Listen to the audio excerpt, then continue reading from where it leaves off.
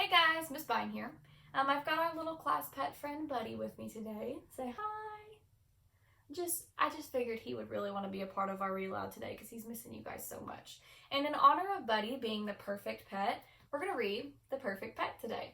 This book was written by Margie Palatini and Bruce Wadley. On the back it says Elizabeth really wants a pet, but her parents do not. Instead, they give her a cactus. Even though Elizabeth's new plant proves to be a good listener, Elizabeth still really wants a pet. When Elizabeth campaigns to find the right pet, her family imagines some hair-raising possibilities, until Doug comes along, who is, without a doubt, the most unusual, perfect pet of all.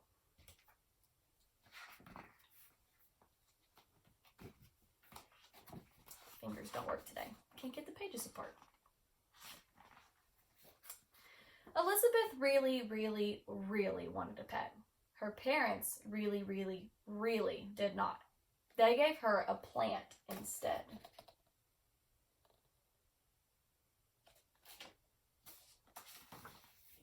Mind you, it was a very good-looking plant, as cactus plants go, and it had quite a prickly sense of humor.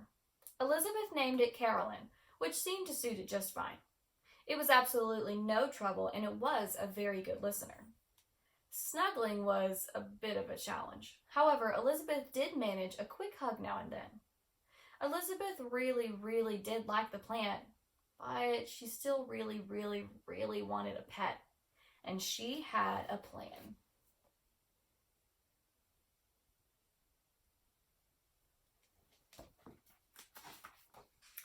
The element of surprise. So, how about a horse? Huh? What? Who? Said Father. Who? What? Huh? Said Mother.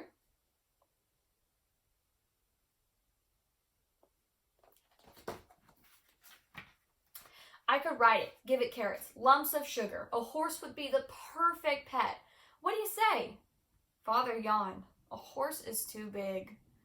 Mother sighed. Our yard is too small. Why, it would eat us out of house and home, said Father. A horse is not quite perfect, dear, said Mother, going back to sleep. Not quite perfect, said Father sleepily. Scratch the horse. Think about what it means to scratch something. And I don't think they literally mean scratch the horse. When you say scratch that, think of it like that. It means like, oh, maybe that's probably not the best idea. Forget I said that. Catch them off guard. What about a dog? Huh? What? Who?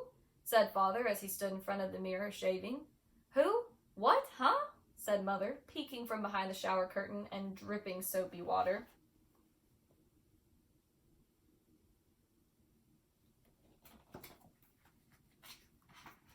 I could take it for walks, teach it tricks, feed it treats, play fetch. A dog would be the perfect pet.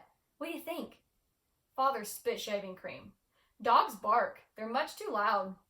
Mother grabbed a towel. They jump all over the furniture. A dog is not quite perfect, Elizabeth, said Father as he shaved. Not quite perfect, called Mother from the shower. Forget Fido.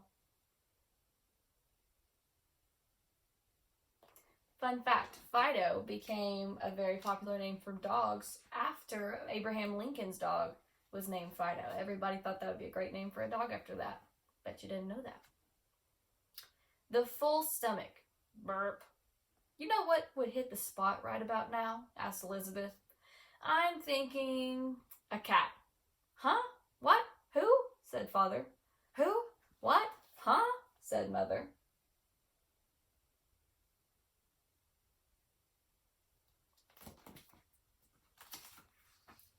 A cat could lick the plates, curl up in my lap, drink leftover milk, and we'd always know what to do with all that extra string. A cat would be the perfect pet. So, how about it? Father picked up the newspaper. Cats scratch.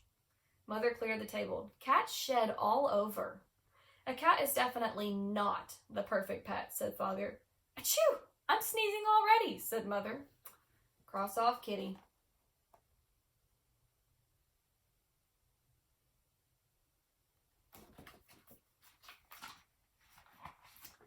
Go for broke.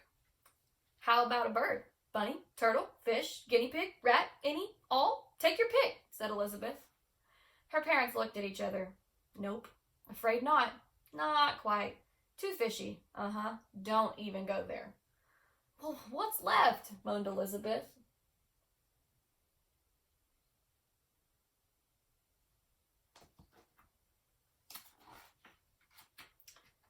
Doug.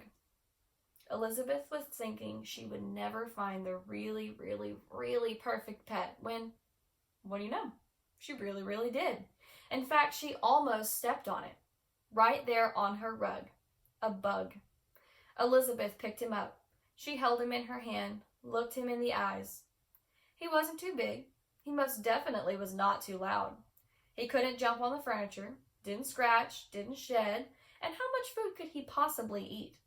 He was the perfect pet. Carolyn totally agreed.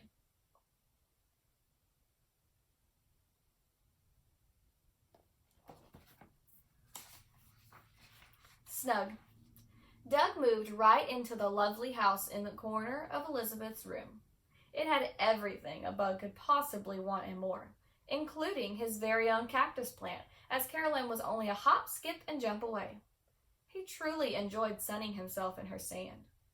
Of course, Elizabeth provided him with enough crumbs to satisfy any growing bug's appetite.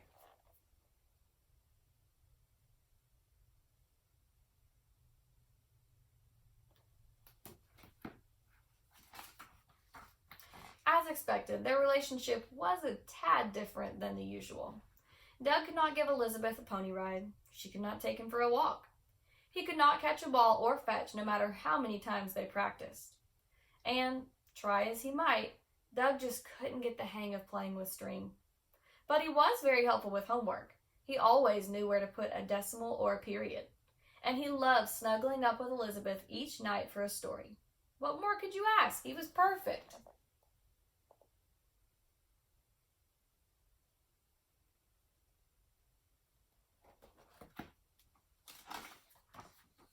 Unsnugged. With all those crumbs and plenty of sun, Doug grew by leaps and bounds. He was one big healthy bug, and then some. The only trouble really came one Saturday morning many weeks later. Elizabeth's mother came into her bedroom to get the laundry and, "There's a bug in that bed!" she screamed.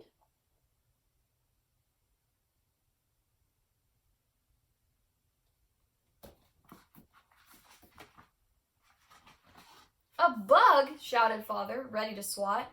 "That's Doug," said Elizabeth very protectively. "He's my pet." Her parents looked at each other. "Pet?"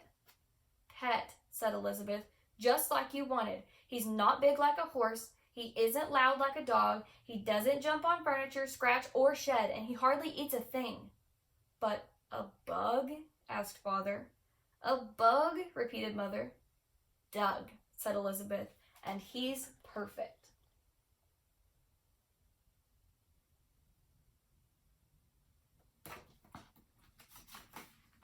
One big happy family. "Think we should have said yes to the dog?" whispered Father to Mother. Mother shrugged. "I don't know. We have more room on the couch with the bug." Elizabeth smiled and tossed Doug a piece of popcorn. The end. So, yesterday after we read Sparky, the book about the pet sloth, I asked you guys to think about what your choice of pet would be if you could have any animal in the world as a pet. So we're going to kind of keep the pet thing going today. So today I am going to challenge you guys to some independent writing. So Elizabeth spends most of this book trying to persuade or convince her parents to let her have a pet. What are the arguments she makes to explain why each animal might be the perfect pet? So what are the points, the ways that she tries to prove that this is the perfect pet or this is the perfect pet? Like, "But Mom, this one doesn't shed," or "But Mom, this one would be perfect because blah, blah, blah." I'm sure most of you have probably tried that at home before to get some sort of a pet. So it's your turn now to do that on some paper. So write a letter to your parents or another adult in your life to convince them what pet would be perfect for your family and why. Your letter can be serious or funny depending on how you want to use it. So here is an example from Emily. Okay, it says, "Dear Mom, I think a hamster would be a perfect pet. Hamsters are small and sweet, My hamster could live in a cage in my room. I would feed it and play with it. You wouldn't have to do anything but take me to the store. And maybe loan me some money if it costs more than $10. But other than that, I would do everything. What do you think? Love, Emily. So you can also draw a picture and label your perfect pet to illustrate your persuasive letters. So I cannot wait to see what animal you choose that you think would be the perfect pet for you and your family, whether it's serious or funny. Who knows? Maybe some of you will end up getting the perfect pet after your family hears your convincing letter. And don't forget to illustrate it. I already have my perfect pet, and you guys have already all gotten to see her. So I'm not going to do this activity with you just because I already have mine. And I have Buddy too, and Duke. So I've got a life full of perfect pets. So I want to see what you think would be the perfect pet. Can't wait to hear from you guys.